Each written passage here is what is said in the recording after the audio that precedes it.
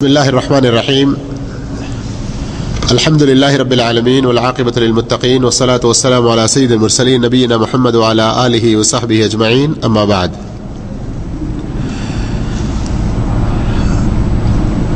సోదరులారా,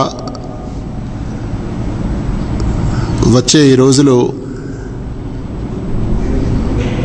గడియలు సమయాలు చాలా శుభప్రదమైనవి.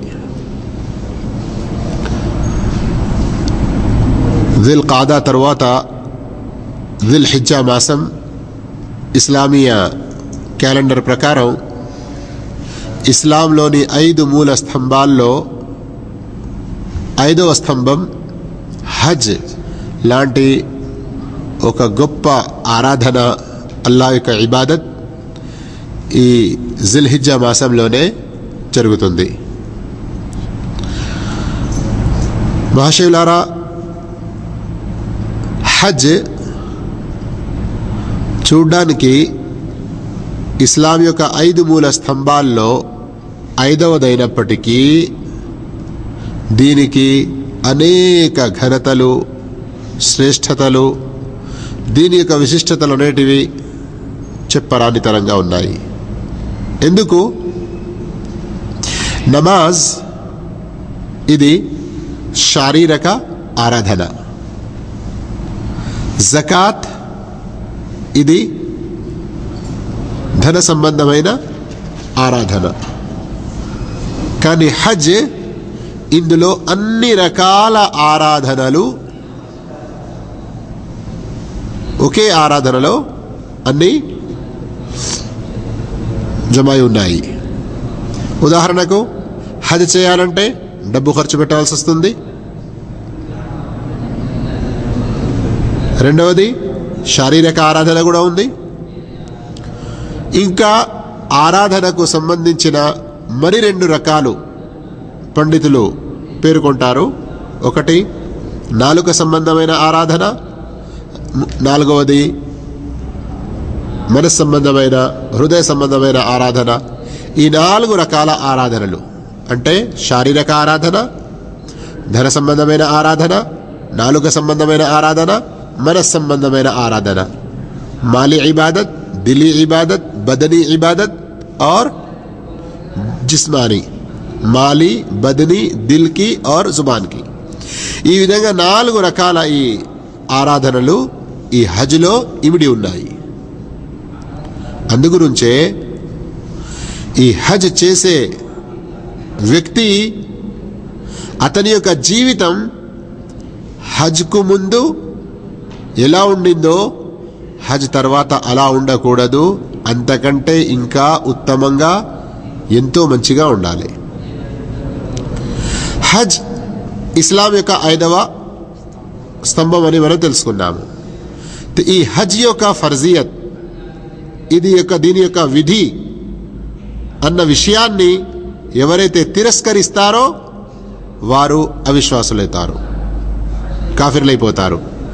తిరస్కరించకుండా కేవలం ఇప్పుడు యువకులం ఇంత తొందరగా ఏం చేయాలి, మరికొన్ని రోజుల తర్వాత చేస్తాము, అల్లాహ్ తాలా ధనం ఇచ్చినప్పటికీ, ఆరోగ్యం ఉన్నప్పటికీ ఎంత తొందరగా చేస్తే అంత మంచిది.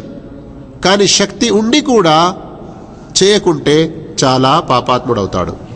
సూరా ఆల్ ఇమ్రాన్ లో అల్లాహ్ తాలా ఇలా తెలిపాడు, వలిల్లాహి అలన్నాసి హిజ్జుల్ బైతి మన్ ఇస్తతాఅ ఇలైహి సబీలా. ఎవరైతే హజ్ చేయగలిగే శక్తి కలిగి ఉంటారో అలాంటి వారు అల్లాహ్ కొరకు హజ్ చేయడం వారిపై విధిగా ఉంది. వమన్ కఫర, ఎవరైతే తిరస్కరిస్తారో అల్లాహ్ యొక్క ఈ ఆదేశాన్ని, అల్లాహ్ యొక్క ఈ విధిని తిరస్కరిస్తారో ఫఇన్నల్లాహ గనీయున్ అనిల్ ఆలమీన్. అల్లాహ్ తాలా ఈ తిరస్కరించిన ఒక్క వ్యక్తి ఏమిటి, ప్రపంచవాసులందరికీ అతీతుడుగా ఉన్నాడు, ఎవరి ఏ అవసరం లేకుండా ఉన్నాడు. హజ్ చేసినందుకు అల్లాహకు ఏ లాభం మనం చేకూర్చము. హజ్ చేసి మనం స్వయంగా మన కొరకే దాని యొక్క ప్రయోజనాన్ని మనం కూడా పెట్టుకుంటాము. అయితే సోదరులారా, హజ్ ఇస్లాం యొక్క 5 మూల స్తంభాలలో 5వది. అల్లా దీనిని జీవితంలో ఒక్కసారిగానే విధిగాంచాడు. ఎన్నిసార్లు విధి ఉంది? నమాజ్ ఎన్నిసార్లు విధిగా ఉంది? ప్రతిరోజు 5. కానీ హజ్ జీవితంలో ఒక్కసారి. ఇది కూడా అల్లా యొక్క గొప్ప దయ మనపై. హజ్కు వెళ్ళే ముందు మనం ఎలాంటి సంసిద్ధతలు, ఎలాంటి తయారీ, దాని గురించి ఎలాంటి ప్రిపరేషన్ అవసరం ఉందో ఆ విషయాలు ఈరోజు తెలుసుకునే ప్రయత్నం చేద్దాము. అంటే ఈరోజు మనం తెలుసుకునే పాఠం ఏమిటి? హజ్కు ముందు మనం ఎలా ప్రిపేర్ కావాలి, హజ్కు ముందు మనం ఏం అవసరాలు మనకున్నాయి, దాన్ని ఎలా మనం సమకూర్చుకోవాలి. అతి ముఖ్యమైన విషయం సోదరులారా, హజ్ అంటే అల్లా యొక్క గృహం, అతి గొప్ప గృహం. దాని యొక్క దర్శనానికి వెళ్తున్నాము. మరి ఆ గృహం ఈ భూమిలోనే మొట్టమొదటిసారిగా, తొలిసారిగా నిర్మించబడిన గృహం. ఇన్న అవ్వల బైతిన్ వుదిఅ లిన్నాసి లల్లదీ బిబక్కా, సూరా ఆల్ ఇమ్రాన్లోనే ఉంది. మొట్టమొదటి గృహం ఏదైతే అల్లాహ్ గురించి ఈ భూమిలో తయారు చేయబడిందో అది బక్కా, మక్కా యొక్క 2వ పేరు, అందులో నిర్మించబడినది. అయితే చిన్నగా ఒక సామెత, మీరు సామెత కాదు, ఒక ఉదాహరణ ముందుకు పెట్టుకోండి. మీరు మీ యొక్క గౌరవనీయులైన ఒక మినిస్టర్తో కానీ, లేకుంటే మీకు చాలా గౌరవనీయులైన ఒక వ్యక్తితో కానీ కలవడానికి వెళ్ళినప్పుడు సామాన్యంగా మన దుస్తులు, మన ఆకారం ఎంతో మంచిగా ఉండే విధంగా ప్రయత్నం చేస్తామా లేదా?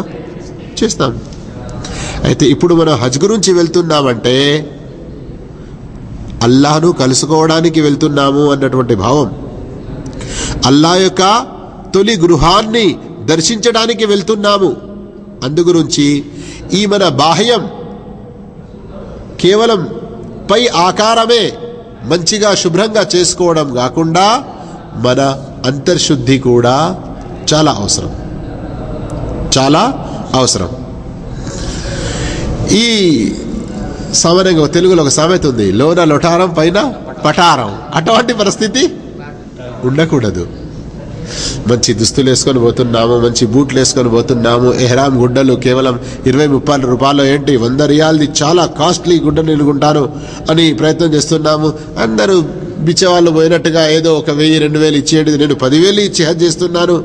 ఇట్లాంటి కేవలం పైన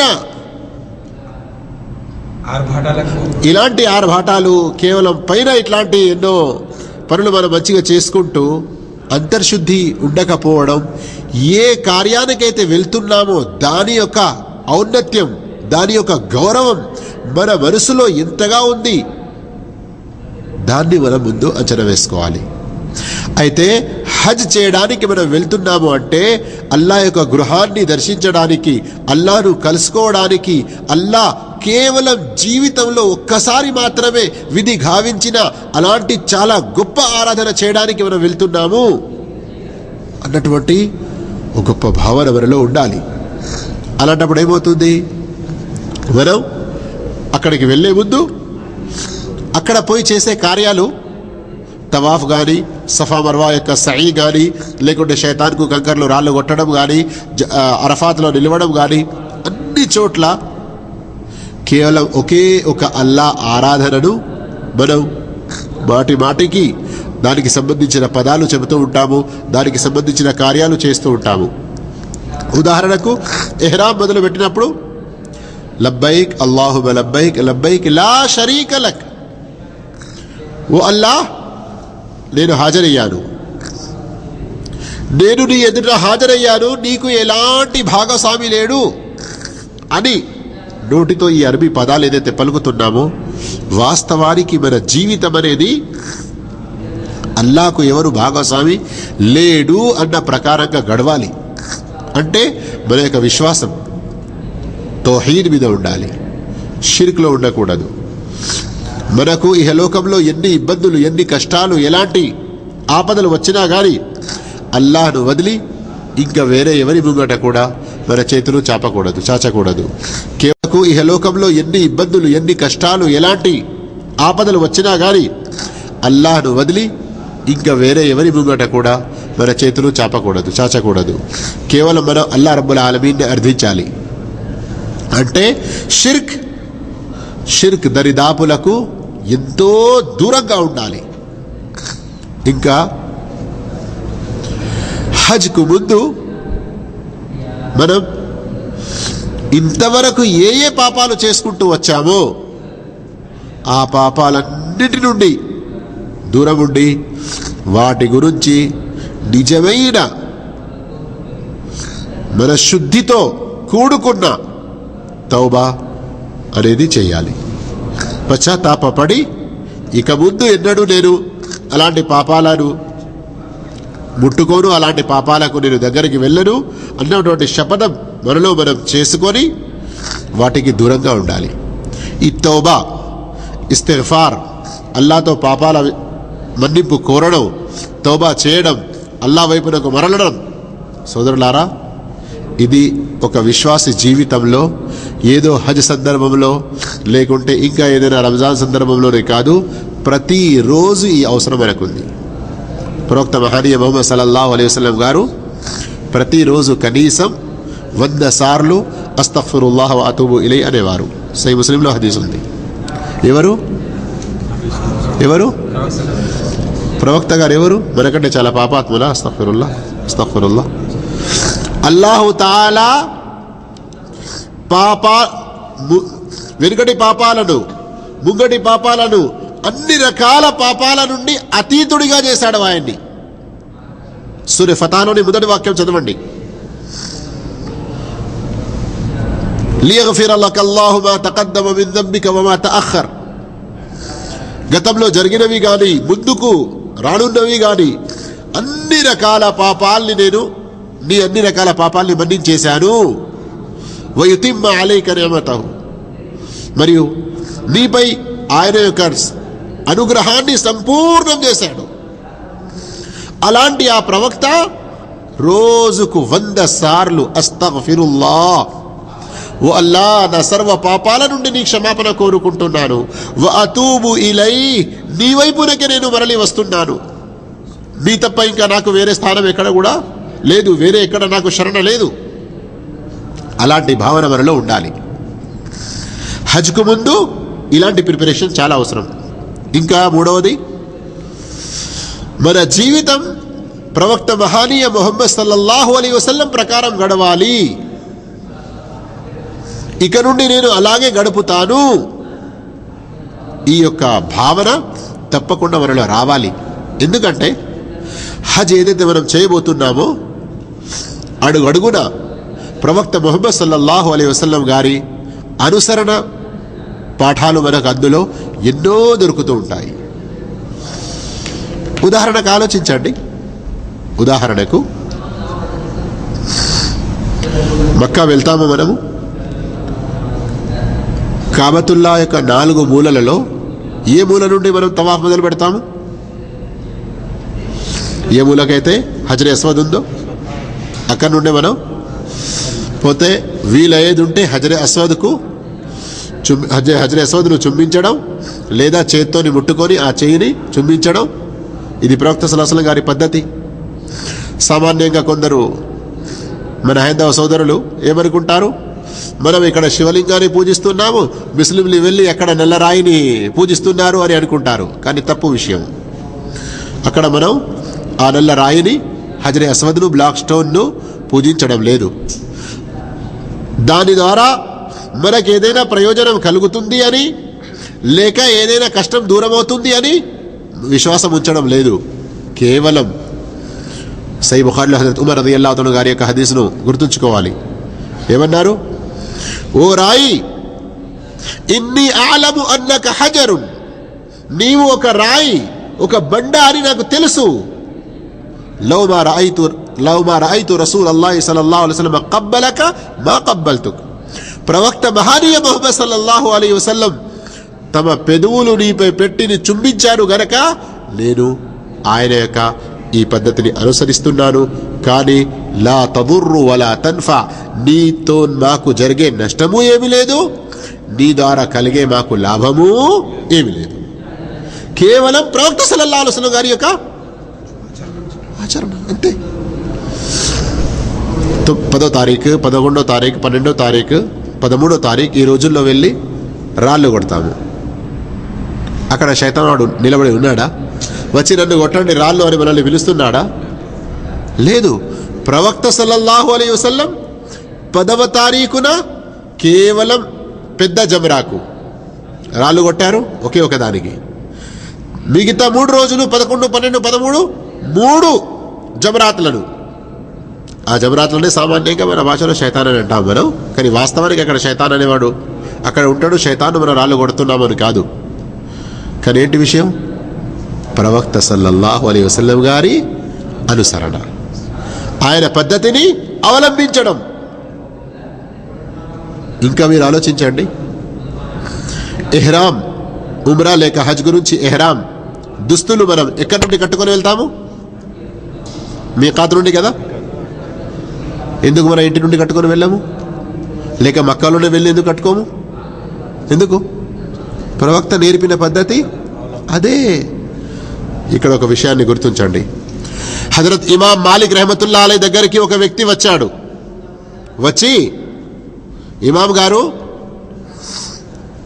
నేను మస్జిద్ నబవీ నుండి ఎహ్రామ్ దుస్తులు ధరించి నేను ఇక్కడి నుండే లబ్బైక్ అని పలుకుతూ ఉమ్రా హజ్ యొక్క నియత్ చేసుకుంటాను. అయితే ఇమాం మాలిక్ ఏమన్నారు? అలా చేయకు. ఒకవేళ నీవు అలా చేస్తే నీపై అల్లా వైపు నుండి ఏదైనా ఆపద, శిక్ష కురుస్తుందని నేను భయపడుతున్నాను. గమనించండి, అతనేమడిగాడు? ఎక్కడి నుండి ఎహ్రామ్ కడతా అన్నాడు? మస్జిద్ నబవీలో నుండి. ప్రవక్త గారు ఎక్కడి నుండి ఎహ్రామ్ కట్టారు? మీకాత్ నుండి. మస్జిద్ నబవీ నుండి ఇంచుమించు ఒక 7 కిలోమీటర్లు 6 కిలోమీటర్ల దూరంలో మీకాత్ ఉంటుంది. దాన్ని జుల్ హులైఫా అని అంటారు. అయితే ఇతను ఏమడుగుతున్నాడు? నేను మస్జిద్ నబవీలో నుండి దుస్తులు ధరించి ఇక్కడి నుండే నేను ఎహ్రామ్ కడతాను, ఎహ్రామ్ చేస్తాను, హజ్ ఉమ్రా యొక్క నియత్ పలుకుతాను. ఇమాం మాలిక్ ఏమన్నారు? నీపై అల్లా వైపు నుండి శిక్ష పడుతుంది అని నాకు భయం ఉంది. అతడన్నాడు, ఇమాం గారు, అంత పెద్దగా నా విషయంలో భయపడే అవసరం ఎందుకు? కేవలం కొన్ని కిలోమీటర్ల సమస్యనే కదా. అక్కడి నుండి కట్టేదానికి బదులు ఇక్కడి నుండి నేను ఎహ్రామ్ కట్టుకుంటున్నాను. అదేమన్నారు? నీవు ప్రవక్త సల్లల్లాహు అలైహి వసల్లం పద్ధతికి వ్యతిరేకం చేస్తున్నావు. ఖురాన్ సూరే నూర్లో చివరిలో ఉంది ఆయత్. సూరే నూర్లో ఉన్న ఈ ఆయత్ చదవలేదా? ఫల్యహ్దరిల్లదీన యుఖాలిఫూన అన్ అమ్రిహి అన్ తుసీబహుం ఫిత్నా ఔ యుసీబహుం అదాబున్ అలీం. ఎవరైతే ప్రవక్త ముహమ్మద్ సల్లల్లాహు అలైహి వసల్లం గారికి వ్యతిరేకంగా నడుస్తున్నారో వారు భయపడాలి. ఎందుకని? అన్ తుసీబహుం ఫిత్నా, ఏదైనా సంక్షోభంలో వారు ఇరుక్కుపోవచ్చు. ఔ యుసీబహుం అదాబున్ అలీం, లేదా వారిపై ఏదైనా వ్యధాభరితమైన శిక్ష, కఠినమైన శిక్ష వారి మీద పడవచ్చు. ఈ హజ్కు మనం తయారవుతున్న సందర్భంలో మనలో ఎలాంటి భావం కలగాలి? మన జీవితం ప్రవక్త ముహమ్మద్ సల్లల్లాహు అలైహి వసల్లం గారి సంప్రదాయ ప్రకారం గడవాలి.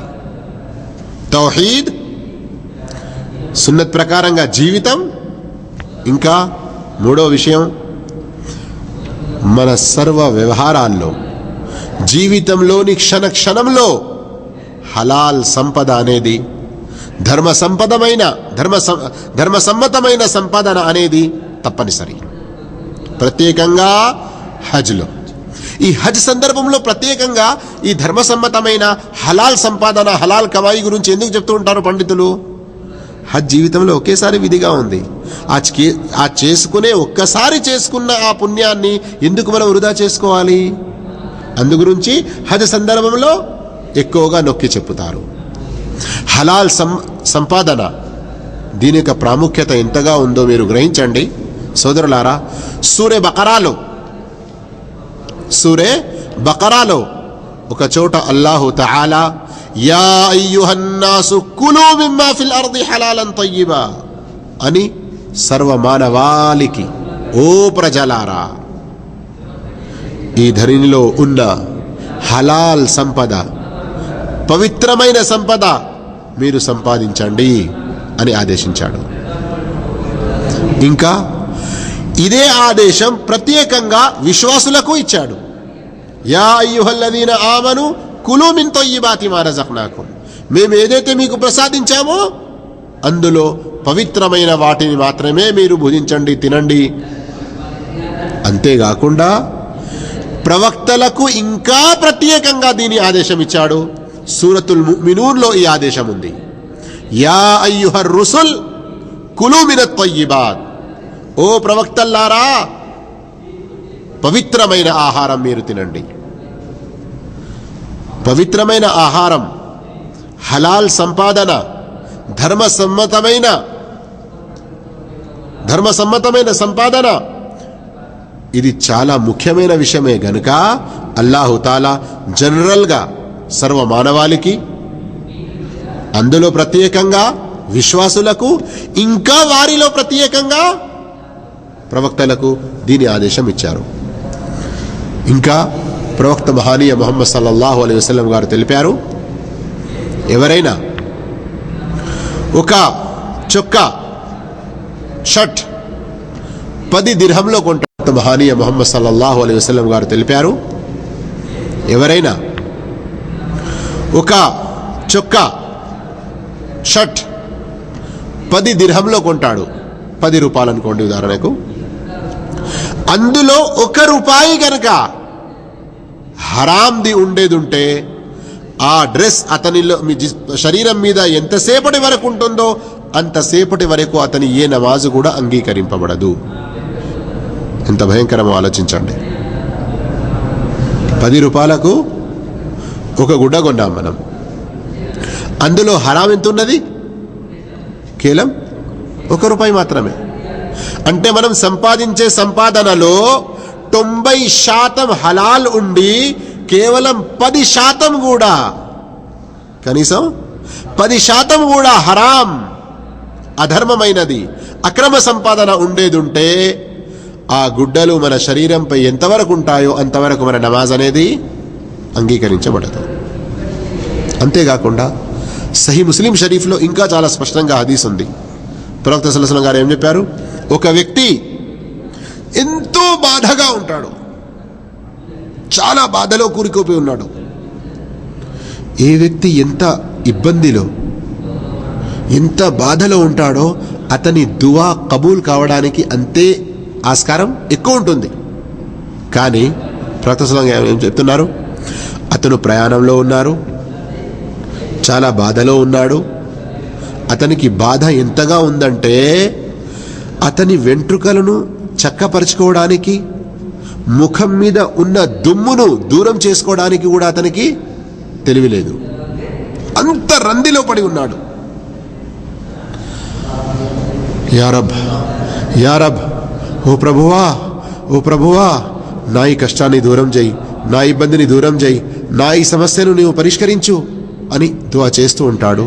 కానీ మతఅముహు హరాం, అతను తినే తిండి హరాంది. వమషరబుహు హరాం, అతను త్రాగే నీటి పదార్థాలు లేక ఇంకా తాగే ఏ పదార్థాలు అయితే ఉన్నాయో అవన్నీ కూడా హరాంకు సంబంధించినవి. వమల్బసుహు హరాం, అతను తొడిగే డ్రెస్సులు కూడా అన్నీ హరాంకు సంబంధించినవి. వగుదియ బిల్ హరాం, అతని పోషణనే మొత్తం హరాంతో జరిగింది. ఫఅన్నా యుస్తజాబు లిదాలిక్, అతని దువా కబూల్ కావాలంటే ఎక్కడైతుంది? ఎలా అతని దువా అంగీకరింపబడుతుంది? అందుకు సోదరులారా, హలాల్ సంపాదన అనేది మరీ ముఖ్యం, చాలా ముఖ్యం, చాలా ముఖ్యం. ఇది కేవలం హజ్ సందర్భంలోనే కాదు, మన జీవితంలోని ప్రతి క్షణంలో కూడా. హజ్కు ముందు మనం ఏదైతే సంసిద్ధత కావాలో, తయారీ చేయాలో, అందులో మరొక అతి ముఖ్యమైన విషయం అల్లాహ్తో మంచి సంబంధం. తౌహీద్ అనేది విషయం చెప్పాను, ప్రవక్తతో మంచి సంబంధం, సున్నత్ విషయం వచ్చేసింది. ఏదైతే మనం తింటున్నామో అవన్నీ కూడా పవిత్రమైనవి ఉండాలి. ఇది వచ్చేసింది. ఇంకా మిగిలిన వాళ్ళు ఎవరు? మనలాంటి మనుషులు, మన తల్లిదండ్రులే కానీ, మన సంతానమే కానీ, సోదర సోదరి మనులే కానీ, ఇంకా మన బంధు మిత్రుల కానుండి మొదలుకొని ఇహలోకంలో ఉన్న మన ధర్మ సంబంధమైన ఏ సోదర సోదరి మనులు కానీ వాళ్ళందరితో కూడా మన సంబంధాలు ఎంతో అతి ఉత్తమ రీతిలో ఉండాలి. అవునండి. ఒకవైపున అల్లాహ్తో సంబంధం ఎంత మంచిగా ఉంచుకున్నా కానీ మన మనసులో, మన ఈ హృదయంలో ఒక ముస్లిం గురించి ఏదైనా కీడు, కపటం, కోపం, ద్వేషం, ఒకరి గురించి ఏదైనా చెడు మన ఈ హృదయంలో ఉంది అంటే అది ఎంతవరకు క్లీన్ కాదో, మన ఆ హృదయం ఎంతవరకు శుభ్రపడదో అంతవరకు మనం చేసే నమాజులు, హజ్లు, జకాతులు, ఇంకా వేరే ఆరాధనలన్నీ కూడా పోయి మధ్యలో ఆగిపోతాయి. అల్లా యొక్క క్షమాపణ అనేది, అల్లా యొక్క మన్నింపు అనేది మనపై దిగిరాదు. సహీ ముస్లిం షరీఫ్లో హదీస్ ఉంది. ప్రవక్త సల్లల్లాహు అలైహి వసల్లం గారు చెప్పారు, ప్రతి సోమవారం మరియు గురువారం, ప్రతి సోమవారం మరియు గురువారం సర్వ మానవాళి యొక్క కర్మలు అల్లా ఎదుట ఉంచబడతాయి. అప్పుడు అల్లాహు తాలా సర్వ మానవాళిని క్షమిస్తాడు, మన్నించేస్తాడు. ఎవరైతే షిర్క్ చేస్తున్నారో అతన్ని మన్నించడు, మాఫ్ చేయడు. ఇక ఎవరైతే తన మనసులో ఒక ముస్లిం గురించి ఏదైనా ద్వేషం, కపటం ఉంచుకుంటాడో అతన్ని కూడా మన్నించడు. హదీసులో ఏముంది? అల్లా అంటాడు, అందిరు హాదైని, వీరిద్దరిని వదిలేయండి. ఎవరిద్దరు? పరస్పరం ఒకరికి ఒకరు శత్రువులుగా ఉన్నారు, పరస్పరం ఒకరికొకరు కపటం, ద్వేషం తమ మనస్సుల్లో పెంచుకుంటూ ఉన్నారు. అలాంటి వారిని వదిలేయండి. హత్తా యస్తలిహా, వారు పరస్పరం సంప్రదింపులు జరుపుకొని వారు కలుసుకునే వరకు వారిని అలాగే వదిలేయండి. వారిని మన్నించేదనేది ఉండదు. ఇంకా ప్రవక్త గారు మరో విషయం ముందు చెప్పారు. అదేంటిది? వఖైరుహుమల్లది యబ్దఉ బిస్సలాం, వారిద్దరిలో చాలా మంచివాడు ఎవరయ్యా అంటే ఎవరైతే సలాం చేయడానికి ముందడుగు వేస్తాడు. చాలా గొప్ప విషయం. దీని గురించి కొంచెం విశాల హృదయం, భారీ గుణం అవసరం ఉంటుంది. నాకు గంత నష్టం చేసిండు వాడు, నన్ను వాడు అంతగానం ముంచిండు, నన్ను వాడు కోట్లకు ఎక్కించిండు, నన్ను వాడు అంతగానం బదనాం చేసిండు, నేను వాడిని ఎలా మాఫ్ చేయాలి, వాని గురించి నేను నా హృదయాన్ని ఎలా క్లీన్ చేసుకోవాలి అని శైతాన్ వాడు మనల్ని ఇలాంటి ఉత్తమ కార్యం నుండి ఆపుతాడు. కానీ ఇక్కడ ఇలాంటి సందర్భంలో మరో హదీస్ గుర్తుంచుకోవాలి. అదేంటి? ప్రవక్త సల్లల్లాహు అలైహి వసల్లం గారు ఒకసారి సహాబాలతో చెప్పారు, అలా అదుల్లుకుం, నేను మీకు విషయం చెప్పాలనా? అది నఫిల్ నమాజులు, నఫిల్ సదకాలు, నఫిల్ రోజాల కంటే ఎంతో ఉత్తమమైనది. ఒక విషయం నేను మీకు తెలుపుతాను. ఆ విషయం దేనికంటే ఉత్తమమైనది? నమాజులు, దాన ధర్మాలు, ఉపవాసాల కంటే ఎక్కువ మంచిది. తప్పక చెప్పండి ప్రవక్త గారు అని అంటే ఏం చెప్పారు? ఇస్లాహు జాతిల్ బైన్, పరస్పరం సంధి కుదుర్చుకోవడం, పరస్పరం కలిసి మెలిసి ఉండే ప్రయత్నాలు చేయడం. ఆ తర్వాత ఏం చెప్పారు? వఫసాదు జాతిల్ బైన్ హియల్ హాలికా, పరస్పరం సంబంధాలను తెంచుకోవడం ఇది హాలికా. హాలికా దేన్ని అంటారు? గుండు దేంతో చేస్తారు? బ్లేడ్తోని. ఉర్దూలో వస్త్రాలంటారు కదా. ఫసాదు జాతిల్ బైన్ ఆ బ్లేడ్ లాంటిది. అయితే ఆ బ్లేడ్ అనేది మీ తలను కాదు, మీ యొక్క దీన్ ధర్మాన్ని దూరం చేస్తుంది. ये जो वस्त्रा है ना तुम्हारे दीन को मूड देता है.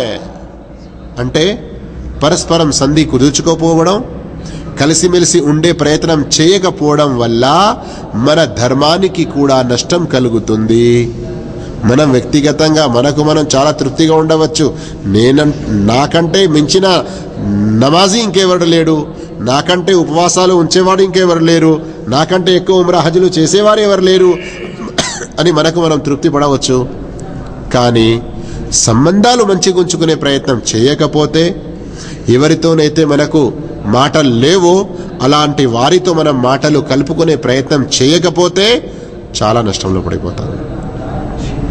ఈ విధంగా సోదరులారా, హజ్కు ముందు ఇలాంటి సంసిద్ధతలు, ఇలాంటి తయారీ, ప్రిపరేషన్ చాలా అవసరం ఉంటుంది.